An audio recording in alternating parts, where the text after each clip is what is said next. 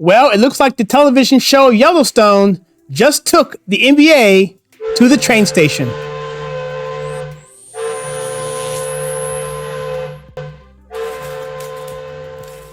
Hello, my name is Kyle and welcome to the channel. And in this video, I'm going to talk to you about the NBA Finals and their ratings.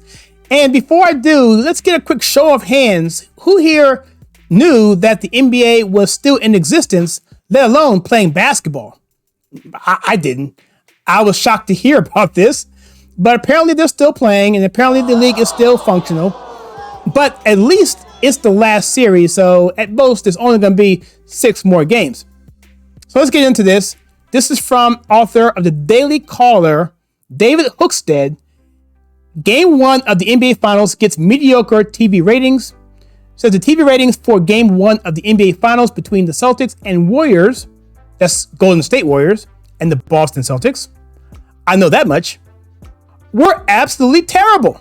According to TVSeriesFinal.com, says here that the actual ratings of the show, the early ratings, were somewhere around 8.13 million viewers on the early data, and the Hollywood Reporter reported that the final data showed that the actual numbers were about 11.4 million viewers, which is definitely a tick up. But when you compare that to an average season episode of a show, let's say Yellowstone, as you mentioned in the beginning of this video, it is about the same. And the comparison is that Yellowstone averaged north of 11 million viewers all season, and the NBA's biggest event of the year got similar ratings to your average Yellowstone episode. Let's just back up here a little bit. You may say, Kyle, that's being a little bit picky. That's it's being a little bit contrived. It's being a little bit petty. But you think about it. The NBA Finals is the finals, or the series that everyone wants to see. They waited the entire season to get this.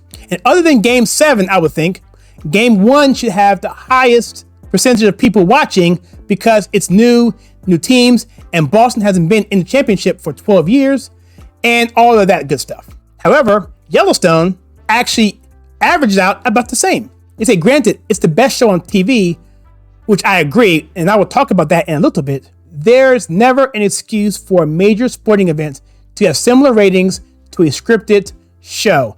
And I have to agree with that because the NBA Finals, the Super Bowl, the World Series, those events only come around once a year.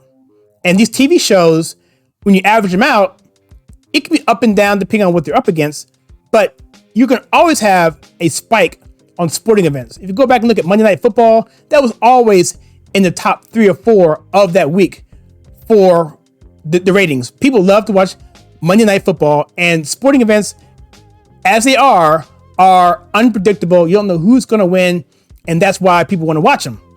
And you have 2 huge markets, Boston and Golden State. And so I guess this is what happens when you bow down to China and refuse to take a stand for human rights. When you go ultra political, fans stop caring and watching. The numbers are crystal clear. It's a very tough look for the NBA. Now, before we get into Yellowstone, let's take a look at the NBA and what's going on with that. As you know, Golden State, their main guy is Steph Curry. Well, this is him right here a few years ago at a BLM rally, bowing the knee.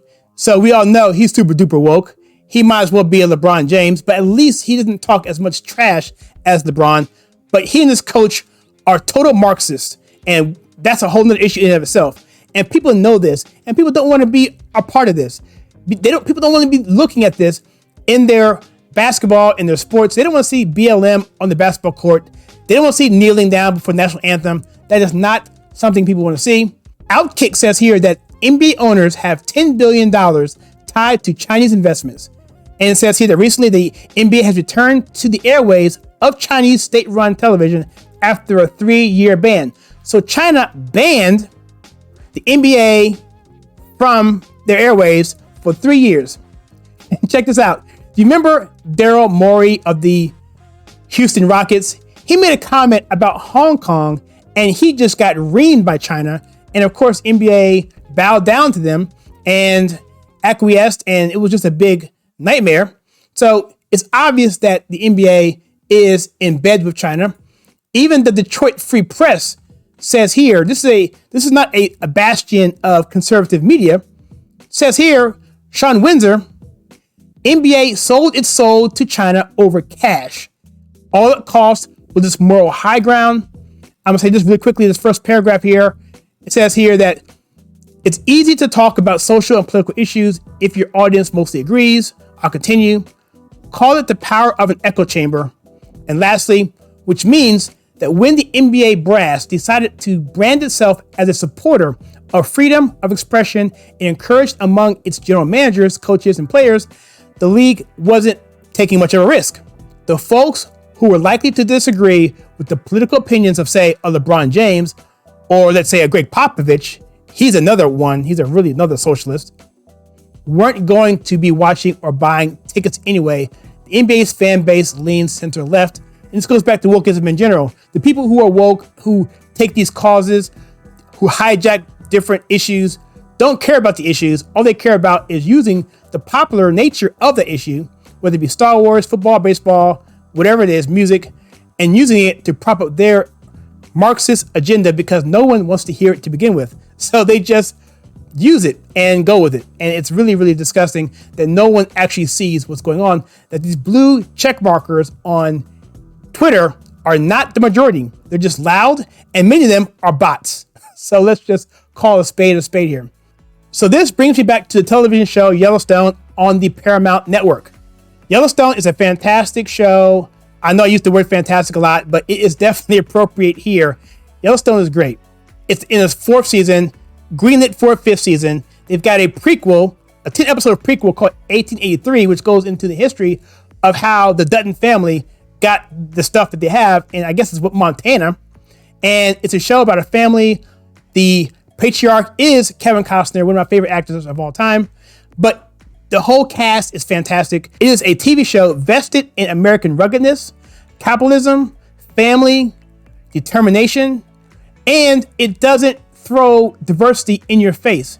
Yes, there's diversity. Yes, there are black cowboys. Yes, there are female cowboys or cowgirls.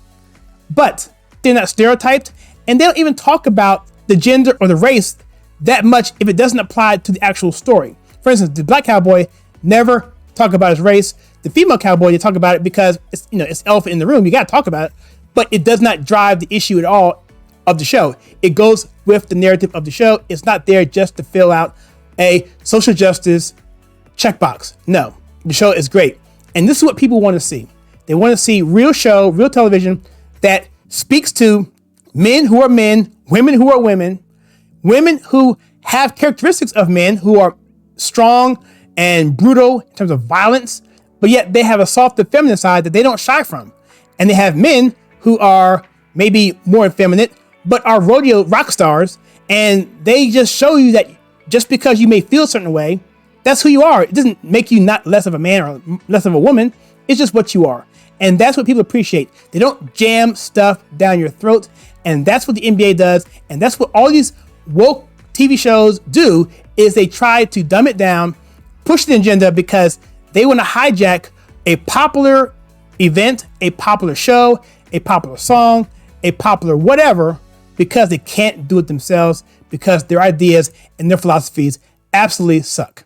And so what do you think about the NBA being taken to the train station by the TV show Yellowstone? If you don't know what that means, go look up train station and Yellowstone. You'll see who I'm talking about. However, it's fascinating that the first game of the NBA Finals of a team that hasn't been in the championship in 12 years, of the most celebrated franchise in the history of the NBA, can't get a viewership higher than an average 4th season television show. Comment below. I'd be curious to know what you think. And if you like what we do on this channel, when we take pop culture and politics and filter it to you in a conservative manner, then please check out some more content that we have for you right here.